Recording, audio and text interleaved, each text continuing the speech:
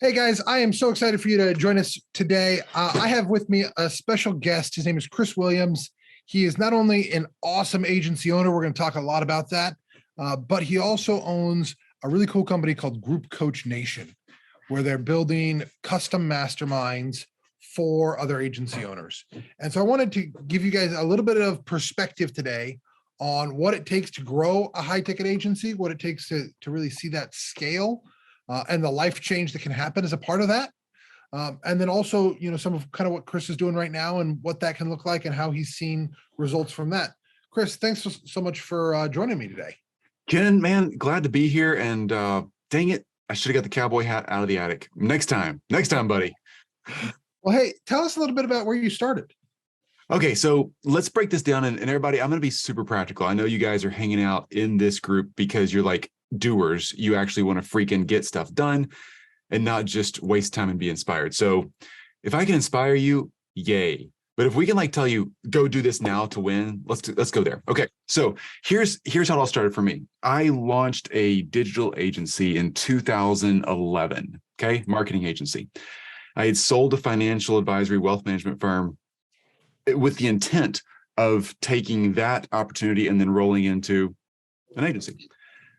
Super fun. I love being creative. I'm an entrepreneur. Great combination, right? Well, 14 hours a day was what that turned into. And we were growing the agency. So in our space, we got super niche down. And that's tip number one, freaking pick a niche, like go deep, right? Our agency only works with surgeons in subspecialties. And those subspecialties are plastic, cosmetic, or bariatric surgeries. That's it. That is not to say if you're in the medical space, go pick those subspecialties. It's not like where the money is necessarily. It's just the niche we picked, right? So we only work in our Done For You agency for plastic, cosmetic, and bariatric surgeons. That's it. Now, here's what we did. Niching down that tight did not solve the workflow problems, but it helped significantly because now my team, back then we were doing 14-hour days, my team was able to all of a sudden not have to recreate the wheel, learn a new industry, figure out a new website, new social media, new branding, new ads, new all that stuff. Now we're just like over and over and over getting better and better and better at helping one kind of client. You just get faster and there's less communication that has to go on. And there's no learning curve every time you get a new client. The day we're recording this, Ken, we literally got another surgery client yesterday. I don't have to do anything because they already know what to do. So that's super key. How did you get process to a point where your staff actually knew what to do? Yep. Let's talk about that. To direct to do. For all of us, right? We started our agency because we were good at something, building a website, let's say, or designing, I don't know, logos or writing copy. So you do it first. You get a couple clients and you're like, okay, I got to hire somebody on Upwork or somewhere to help me out. Cool. You start growing. What I did is I started this rule of three. That's what was just working in my mind. And I still do it today. A rule of three. When I do something 3 times in the course of about 90 to 180 days, 3 to 6 months, if I'm like, hey, wait a second, I've already done this a couple times, then I just simply turn on a screen recording. I don't overthink it. I record my screen and record my audio and I do the work. If it's a 3-hour long project, I literally record the whole thing. I do the work and I talk through the process. And then I go and find one of my team members and I say, hey, I just recorded this whole thing. I need you to go watch it. And I need you to write an SOP, standard operating procedure, bullet point everything out you can think. Usually these recordings are like 20 to 30, maybe 40 minutes long. They're not that long. Go record the thing, or go watch it, build an SOP, send me that Google document back because I want to confirm, do I think you have the steps right? I take a look at it. If I think there's a few missing steps, I explain what's missing.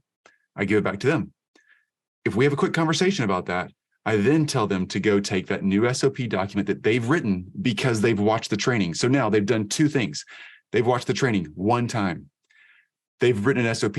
That's the 2nd time they've had to put the process in their head. The 3rd time is us walking through it together for 5 or 10 minutes to make sure there's no holes. The 4th time, I tell them, hey, go do a mock project just like this, a mini version of that, and then show me your results. Now I've got watching, writing, a conversation, and a hands-on project. Once I confirm that's done, they got this. Like, It's that simple. And the cool thing about that is all of that training process only took me a quick call with them and confirming their mock process was correct. It didn't take me a whole day of training. That's really interesting because it sounds like you're using kind of the cone of learning concept to say, look, Hmm. I need to walk you from, just listening to this all the way up to you're actually hands-on doing it in a very quick time frame. Yep.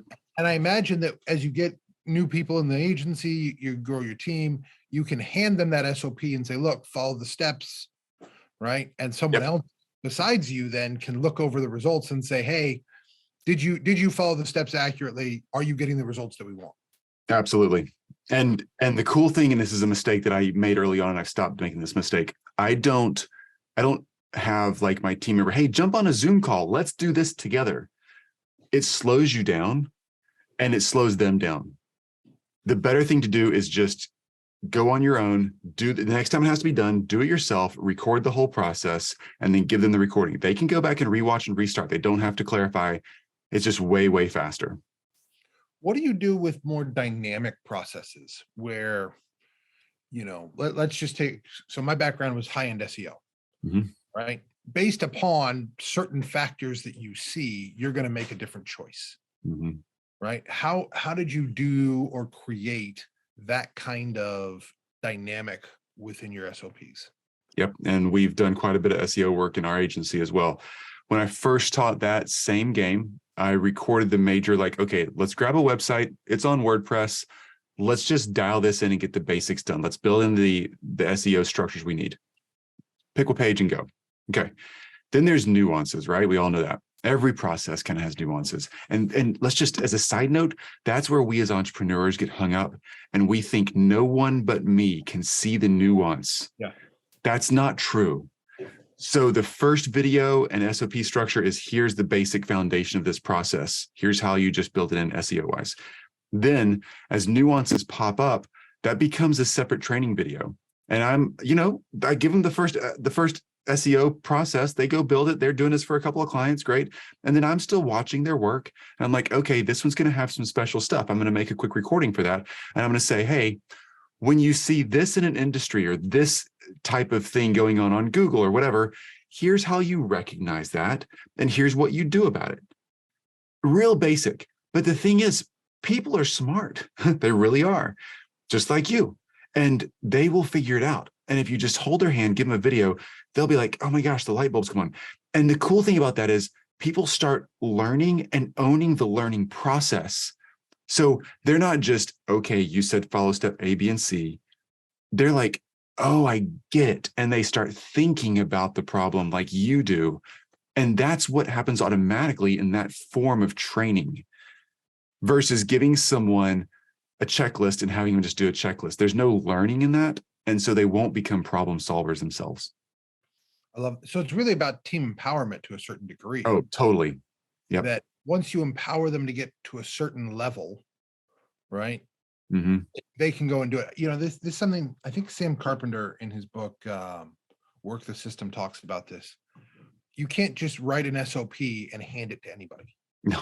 Right? They have to have the prerequisite skills. And I Mm-hmm. think sometimes what's daunting about this is people don't think about that piece. Mm-hmm. Yep. And that's okay. It's totally okay to go through the process. I did it too, of not understanding. You can't hand someone an SOP. Don't feel bad about yourself. You've been there, folks. It's okay. We all done that. But step back a layer. It's actually easier to not hand them an SOP. Hand them a recording of you doing the process. They will build the SOP and they will learn. Yeah. Can I say one more thing about this whole agency thing and figuring it out real quick? Okay. So that's number one. You got to start delegating. Number two, I recommend this to everybody. Delegate your communication right now. Like your communication, email, Slack, whatever's going on everywhere around you, your social media accounts, delegate that. I don't do any of my own communicating. I learned that from the 4 Hour Work Week, Tim Ferriss's book. First thing he said to do is get the communication off your plate. There's so much decision fatigue that happens in emails, in social media, back and forth, all that. And 95% of it can be taught to someone else in about a week or two by just every day jumping on a Zoom call, pulling up your inbox and saying, okay, all this stuff is archivable. I don't even want to see it. These things with client names, yeah, I want to see that. Okay, that clears like 80% of your inbox out. The stuff with client names, over the course of a couple of weeks, your team member who's helping you with some projects will start recognizing you're doing it every day with them for a while, a couple of weeks. Oh, this I don't know the answer to. Put a star on it. This goes to Chris. Everything else, yep, I can handle that. I can handle that. I can handle that. I'm going to go ahead and draft a response and save it in a draft for Chris. I think I got this right, but just in case, like we did that for a couple of weeks. And then on week 3, that's 2 weeks of work every day with your VA or whatever.